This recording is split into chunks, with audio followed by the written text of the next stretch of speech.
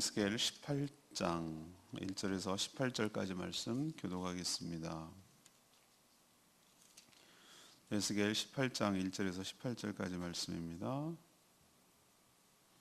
오늘은 12월 4일 화요일 아침입니다. 12월 4일자 본문 에스겔 18장 1절에서 18절까지 교독하겠습니다. 구약성경 1174쪽입니다. 또 여호와의 말씀이 내게 임하여 이르시되 너희가 이스라엘 땅에 관한 속담에 이르기를 아버지가 신포도를 먹었으므로 그의 아들의 이가 시다고 하면 어찌 됨이냐. 주 여호와의 말씀이니라. 내가 나의 삶을 두고 맹세하노니 너희가 이스라엘 가운데에서 다시는 이 속담을 쓰지 못하게 되리라. 모든 영혼이 다 내게 속한지라. 아버지의 영혼이 내게 속한 같이 그의 아들의 영혼도 내게 속하였나니 범죄하는 그 영혼은 죽으리라. 사람이 만일 의로워서 정의와 공의를 따라 행하며 산 위에서 재물을 먹지 아니하며 이스라엘 족속에게 우상에게 눈을 돌지 아니하며 이웃의 아내를 더럽히지 아니하며 월경 중에 있는 여인을 가까이 하지 아니하며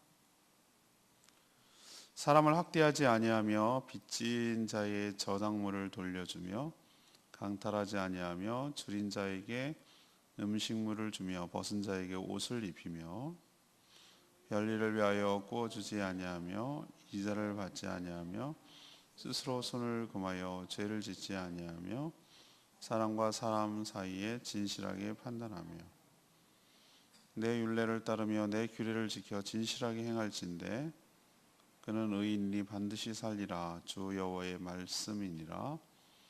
가령 그가 아들을 낳았다 하자 그 아들이 이 모든 선은 하나도 행하지 아니하고 이 죄악 중 하나를 범하여 강포하거나 살인하거나 산 위에서 재물을 먹거나 이웃의 아내를 더럽히거나 가난하고 궁핍한 자를 학대하거나 강탈하거나 빚진 자의 저당물을 돌려주지 아니하거나 우상에게 눈을 들거나 가증한 일을 행하거나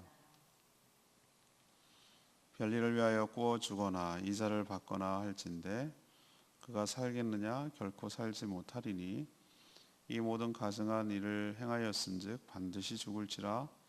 자기 피가 자기에게로 돌아가리라.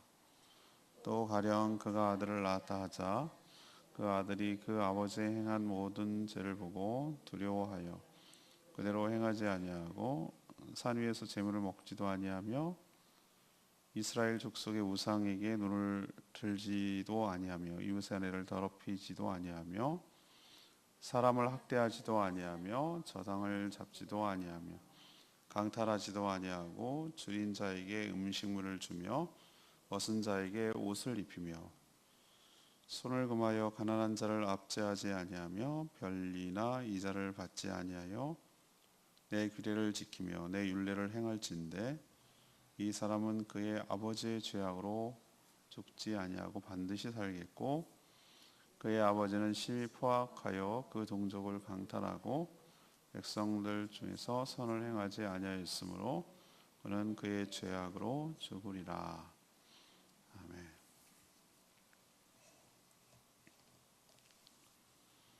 네, 오늘 말씀의 키워드는 이제 핑계인데요.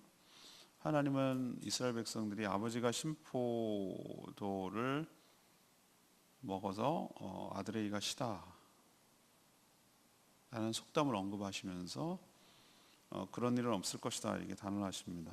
그래서 3대를 서로 대조해서 비교를 하거든요.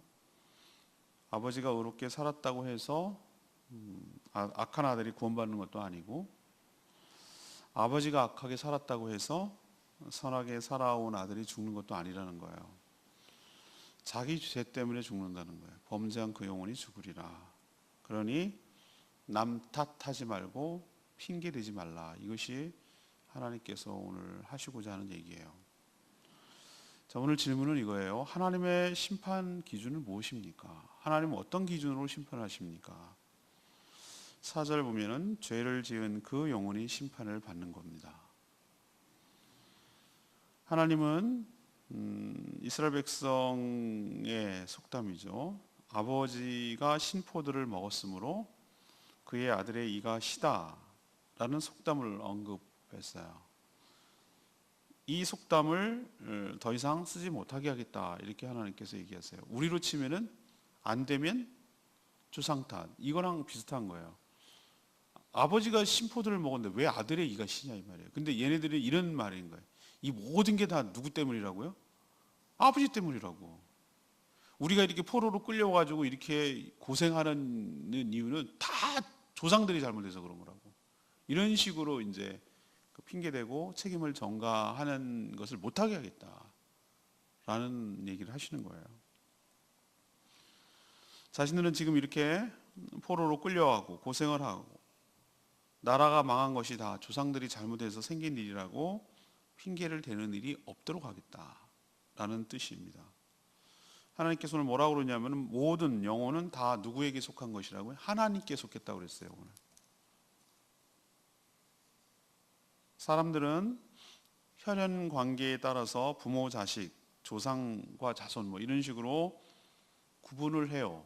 그렇지만 하나님 입장에서 보면은 모두가 동등한 영혼일 뿐이에요.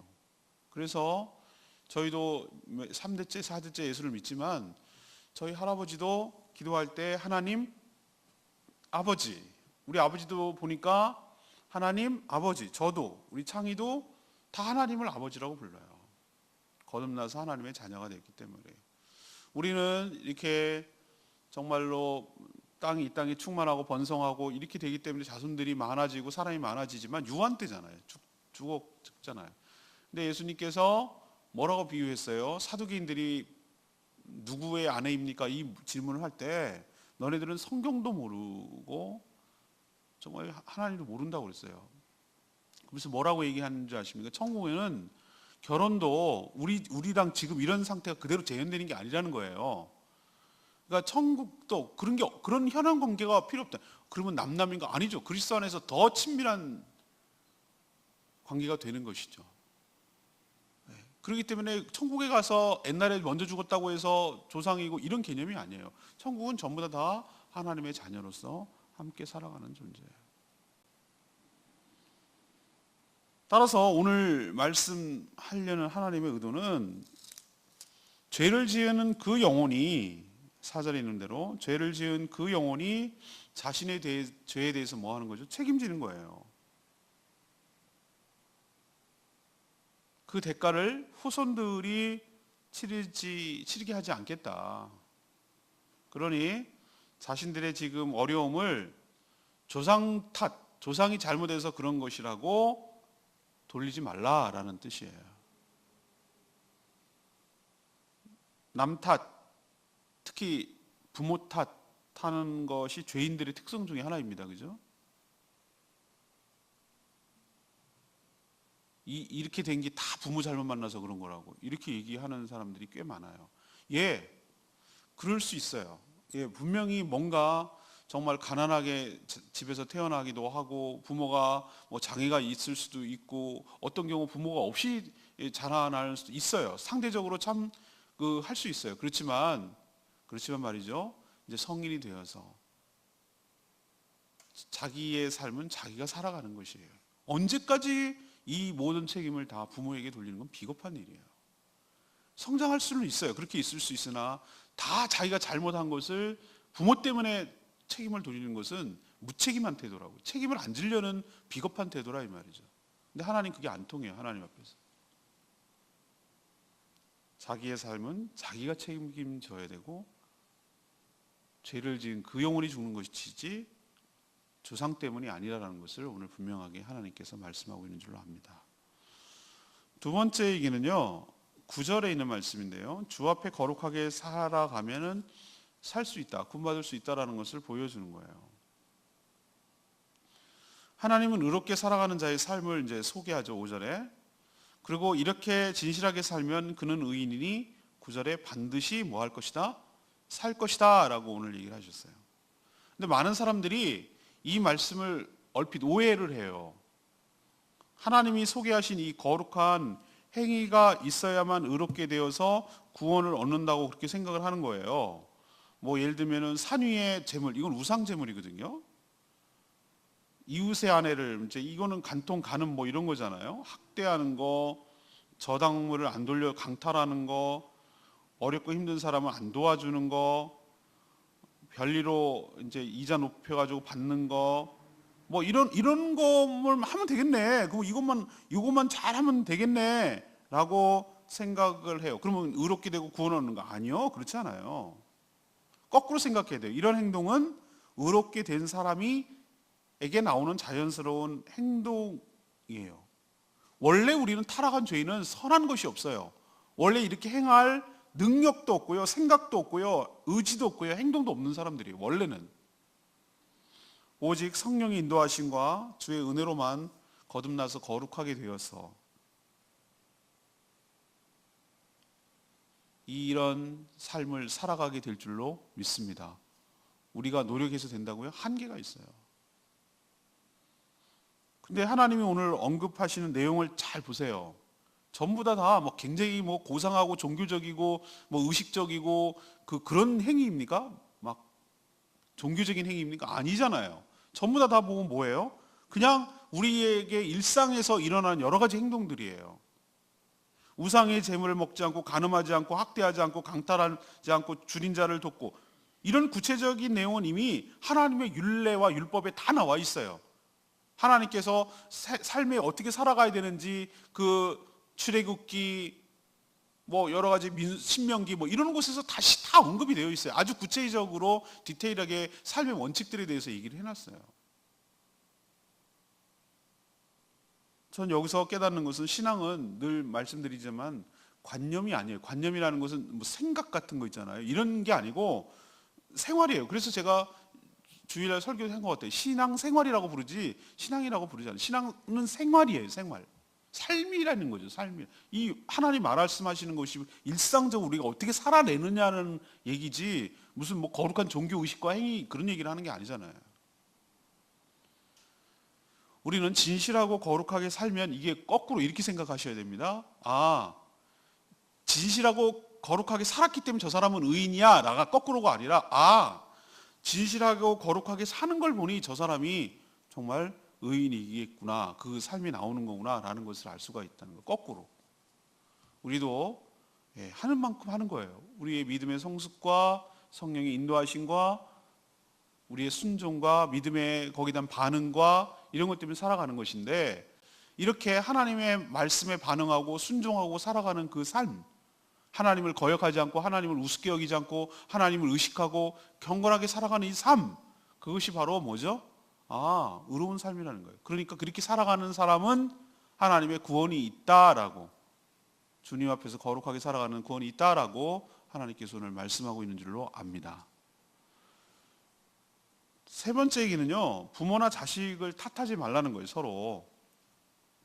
하나님은 3대에 걸쳐서 서로 비교함으로 남 탓을 못하도록 했어요. 그러니까 자식이 부모 탓해서도 안 되고 또 부모가 자식 탓해서도 안 되고 이렇다는 거예요. 서로 탓하지 말라고요.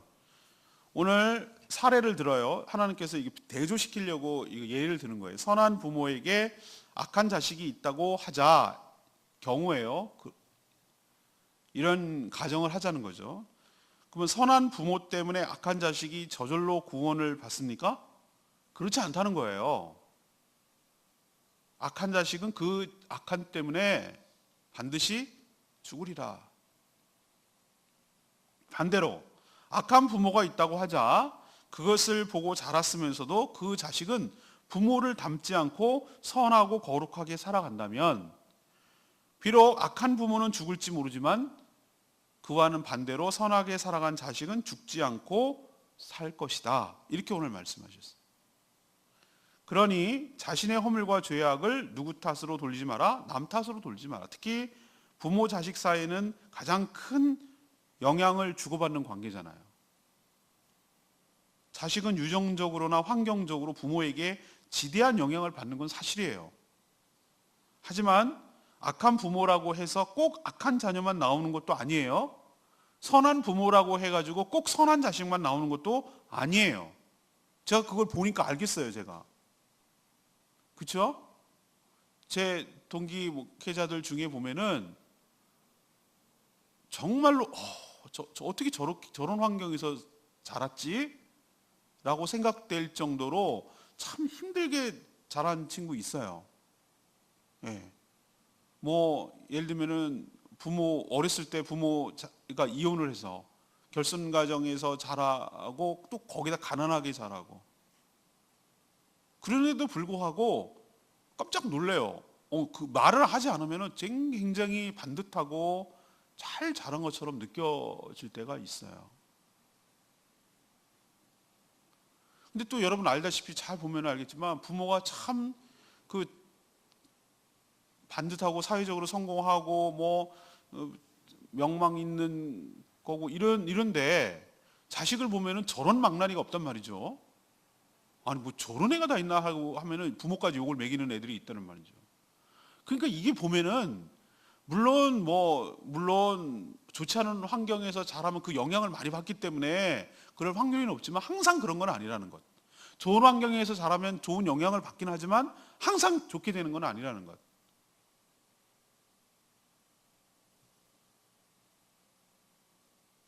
그러니 모든 삶을 부모 탓으로 자식 탓으로 돌리면 이건 비겁한 거라는 거예요. 그리고 의지해서도 안 된다는 거고.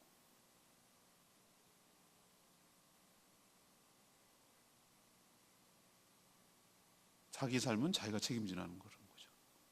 오늘 전 레마의 말씀 14절 말씀이 크게 다가왔어요.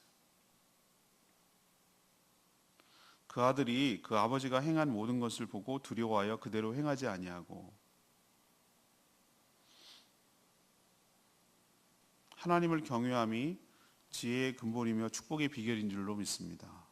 아무리 악한 부모 밑에서 큰 자식이라 하더라도 하나님을 알고 의식을 하는 거예요. 그래서 저렇게 살면 안 되겠다라고 생각을 하고 결단하면 그리고 거룩하게 살면 그에게는 하나님의 축복과 은혜가 있는 줄로 믿습니다. 다 사람이 어떻게 다 완벽하겠어요. 어제도 제인 목사님 자식들 앞에서 정말 자기를 잘하는 가족, 제일 잘하는 가족들 앞에서 말하는 설교하는 게 가장 부담스럽다 이런 얘기를 하죠. 막 부담스러워요. 자기를 제일 잘하는 사람 앞에서. 근데 저는 숨기고 말고도 숨긴다고 숨겨질 것도 아니고 전 두렵지 않아요. 제 아내가 보든 항상 듣건 저희들이 자녀들이 있더라도 저는 그렇게 막 숨기고 부끄러울 정도는 아니라고 나는 자부해요. 교만하고 자랑한 건 아니지만 그렇게 생각해요. 그런데 또 반대로 그런 거 있어요. 제가 그렇다고 완벽하다는 건 아니에요. 저도 부족하고 연약함이 참 많아요. 우리 아버지도 참 좋은 분이에요. 근데 자식으로서 보면은 닮고 싶지 않은 게 있어요. 저것만은 싫은 게 있어요. 완벽하지 않아요. 부모가 완벽하면 하나님이 완벽한 거지 부모가 완벽합니까? 사람인데 안 완벽해요. 저는 결혼하고 나서 닮고 싶지 않은 거 안 했어요. 그대로 하지 않았어요. 이를 악물고 닮고 싶지 않았어요. 그렇게 답습하고 싶지 않았어요. 그래서 안 했어요. 좋은 것만 받으려고 노력을 했어요. 좋은 것만 받으려고. 그건 자기의 삶은 자기가 책임지는 거기 때문에. 글쎄 우리 자녀들도 저를 보고서 어떻게 평가할지 모르겠어요. 그렇지만 좋은 것은 받고 좋은 것은 잘 물려받고 또 저 모습은 하나님 말씀에 비춰봤을 때 아니야 저건 아니야 라고 생각했으면 안 담고 그거는 피하고 그렇게 자기가 살아가는 것이지 부모 자식이니까 그대로 똑같이 복제한 것처럼 한다. 이거는 아니거든요. 각각의 자기 삶이 있는 거. 그러니까 우리는 항상 무엇이 기준이 되어야 되냐면은 자기 주변에 보는 사람이 기준이 아니라 하나님이 우리 삶의 기준이 되어야 될 줄로 믿습니다. 아들이 아버지가 하는 거 보고 그 죄를 보고 두려워하는 게 뭘 두려워하는 겁니까? 뭘 의식하는 겁니까? 하나님을 의식하는 거잖아요. 아버지 그렇게 행하는 아버지를 두려워하겠어요? 성인이 돼서? 아니거든요. 그렇게 살면 안 되겠다라는 하나님 앞에서 두려워하는 거예요. 하나님 앞에서. 그래서 그대로 행하지 않는 거예요. 이 태도가 나는 굉장히 중요하다고 생각을 해요. 아무리 바르게 산 부모라도 그 자식이 항상 선하게 살 거라는 보장이 없어요. 자식은 내 마음대로 되질 않아요. 기도만 할 뿐, 그 머리끄댕이 잡고 믿으라고 믿어집니까? 그게 믿는다고 믿으라는 게 강요가 될 부모 자식 간에도 못하는 일이에요. 정말 자식은 마음대로 안 돼요. 그러니 자식들이 주의 은혜를 입도록 정말 하나님을 경외하고 하나님을 두려워하고 하나님을 의식해서 죄를 짓지 않고 바르게 살 수 있도록 기도할 뿐 우리가 할 수 있는 것은 아무것도 없어요. 내일도 뭐 그런 얘기를 하겠지만 내일은 참 수요일이라서 없네요. 내일 또 못하네요. 그렇지만 지금 이번 주일날 설교가 내일 본문이 되지 않을까 싶기도 해요. 지금 마음 같아서는. 아무튼 그렇지만 오늘 얘기도 우리 삶에 한 번쯤은 짚고 넘어가야 될 문제인데, 자꾸 우리는 그 죄인들의 속성 중에 하나가, 주일날 이 얘기도 할 것 같긴 한데, 속성 중에 하나가 뭐냐면은 핑계를 대고 이렇게 합리화를 하고 남 탓을 하는 경향이 많아요. 왜 그러냐면 선악과를 따먹을 때 그 첫 번째 범죄할 때를 되돌아켜 보면은 늘 누구 탓을 하는 거죠? 남 탓을 해요. 남에게 책임을 돌리는 거예요. 근데 그 궁극적으로 어디로 모든 것을 돌리냐면은 하나님께 책임을 돌리는 거예요. 하나님이 만든 하나님이 만든 이런 식으로 해서 이 모든 일어난 일들을 선악과를 만든 당신 책임이야 라고 교묘하게 돌리는 거예요. 이게 바로 죄인의 죄를 지으면 나타나는 특성 중에 하나예요. 합리화하고 핑계대고 남 탓하고. 근데 하나님께서 오늘 뭐라고 얘기합니까? 그런 생각과 그런 잘못된 것들을 싹 딱 쐐기를 박아버리잖아요. 단어 아니다라고 얘기하시죠. 하나님의 심판 기준은 뭐죠? 죄를 지은 그 영혼이 심판을 받는 것이지, 조상들 때문에 우리가 이 꼴 당했다, 이거 안 된다라는 얘기를 하는 거고, 반대로 아무리 조상들이 악하고 그렇게 해도 네가 주님 앞에서 똑바로 살면 살 수 있다는 거고, 그 네가 똑바로 산다고 해서 자녀들이 구원받는다는 보장은 없는 것이고, 또 자녀들의 몫은 또 자녀들의 몫이고, 하나님 앞에서 그가 저렇게 살면 안 돼라고 경례를 하고 정말 똑바로 살면 그것이 되는 것이지, 부모 때문에 저렇게 됐다 이렇게 말할 수는 없다는 거예요. 오늘도 이 말씀 듣고 일단은 제일 중요한 것은 저희가 하나님 앞에서 바르게 살아야 될 줄로 믿습니다. 그리고 우리 자녀들도 잘 되기를 바라는 마음이 부모의 마음이잖아요. 막 살아서 하나님께 정말 축복과 거리가 먼 삶을 살아가는 거 정말 마음 아프잖아요. 그럼 어떻게 되겠습니까? 강요가 안 된다니까요. 정말로 하나님 옆에 제일 중요한 것은 부모가 하나님 옆을 경외하고 잘 살아가는 모습을 보여줌으로써 그것에 영향을 받도록 하는 게 제일 중요하고, 그리고 가식적이고 위선적이고 부정하고 이런 방법을 통해서 악영향이 흘러가지 않도록 삼가 조심한, 1차적으로 나의 삶은 나에게 있어서 중요하지만 나의 삶으로 인해서 주변, 특히 자식들에게 영향이 간다는 걸 생각을 하면 더 두렵고 떨리는 마음으로 우리가 살아야 되고, 자녀를 위해서 늘 기도하고 바르게 살 수 있도록 기도하는 저희들 되기를 원합니다. 오늘 말씀 붙들고 기도하기 전에 663장 부르고 기도하겠습니다.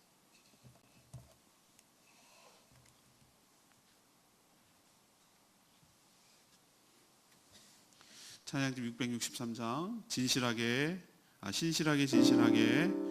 그렇게 살게 해주십시오라고 찬양하겠습니다.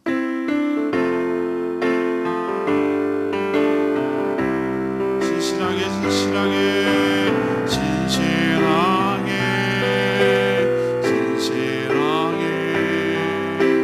거룩하게 살게 하소서.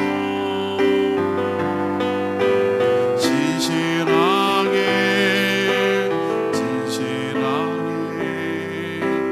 거룩하게 살게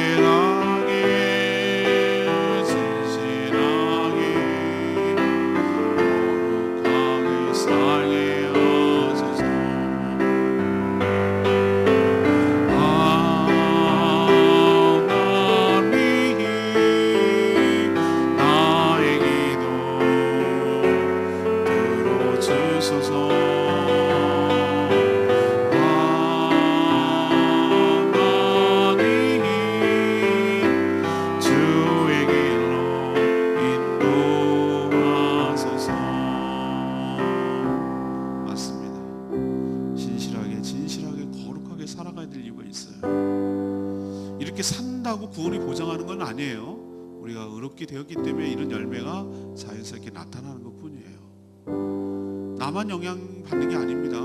이것을 보고 자녀들까지 영향을 받아요. 우선 자녀를 뭐라고 하기 전에 내가 바르게 살아서 그 영향력을 흘려보내는 게 중요해요. 하나님 앞에 신실하고 진실하게 살게 해달라고 주여 외치며 간구하며 기도하겠습니다. 주여 아버지, 신실하게 진실하게 거룩하게 살게 하소서. 신실하게 진실하게 거룩하게 살게 하소서.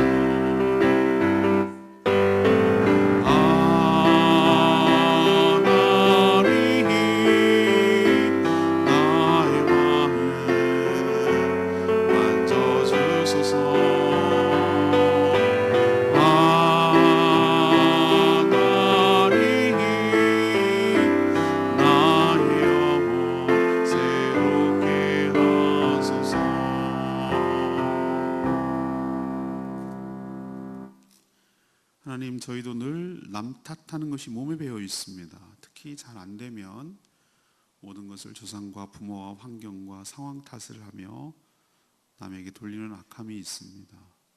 그러나 하나님은 그가 그 죄값을, 죄를 지은 그가 그 죄값을 치르게 하시겠다고 하셨습니다. 부모나 자식이 덕볼 생각도 버리라고 하셨습니다. 좋은 부모 밑에서 커도 죄인이 나올 수 있고 악한 부모 밑에 자라도 얼마든지 거룩하게 살 수 있음을 깨닫게 하여 주시옵소서. 그러니 남 탓하는 버릇 다 버리고 무엇보다 자기 자신부터 하나님 앞에서 두렵고 떨림으로 진실하고 거룩하게 살아가게 하여 주시옵소서. 오늘도 하나님 앞에 간구하는 모든 기도 응답하여 주시고 계속되는 말씀 집회 위에 축복하시고 많은 성도들이 함께 나와 은혜를 받고 누리게 하여 주시옵소서. 영육이 연약한 자들 불쌍히 여겨주시고 치유시켜 주시고 회복시켜 주셔서 강건하게 되어서 몸된 교회 함께 세워가도록 은혜를 부어 주시옵소서. 오늘도 주님 은혜 가운데 사는 복된 하루 되기를 원합니다. 주님, 영원 구원하여 주님 제자 샀는데 우리의 삶에 관심을 쏟고 에너지를 쏟게 하여 주시고 허탄한데 마음 뺏기지 않도록 저희 마음과 생각을 지켜 주시옵소서. 주님께 모든 것 맡기옵고 예수 그리스도의 이름으로 축복하며 기도합니다. 아멘. 오늘 하루도 주님의 은혜 가운데 살아가게 되기를 축복합니다. 예, 말씀 집회 위에 계속해서 은혜 받도록 계속 중보 기도하기를 원합니다. 기도하겠습니다.